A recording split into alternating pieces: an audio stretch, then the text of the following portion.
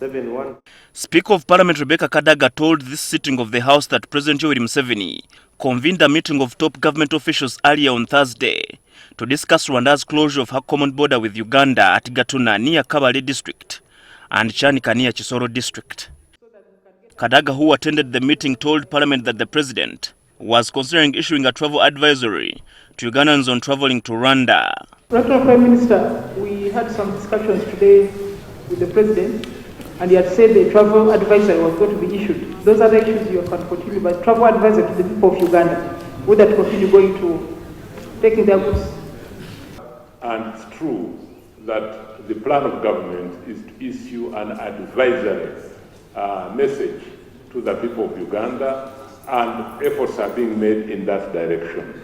Earlier, Prime Minister Dr. Rwanda, who had been scheduled to issue a statement to Parliament on the Rwanda border closure, said Kigali and Kampala were talking and Parliament would be briefed on the progress of the engagements.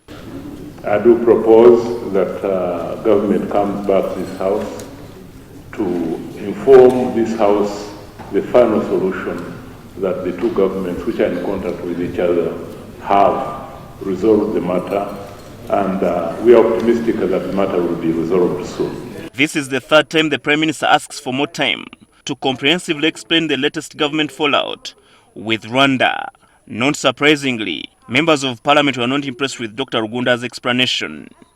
Those that had flights and intended to do business with our neighbors can no longer do that. How long shall Ugandans wait to be kept in the darkness about what is going on?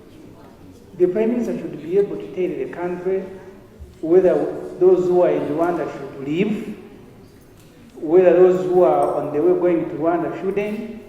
Almost 7 days, people have packed their merchandise on the border of Rwanda. Some merchandise is getting rotten, and the Prime Minister, whenever he comes in Parliament, the reason we are handling, we are settling, we shall find a way forward. Up to when? Let them come up and tell us if at all it is true that Uganda and Rwanda, they are in loggerhead. The NTV correspondent at the Uganda-Rwanda border post in Katuna reports that traders have recorded huge losses since the border closure exactly 1 week ago today. Some of those hit the most are the money changers who are stuck with Rwandan currency.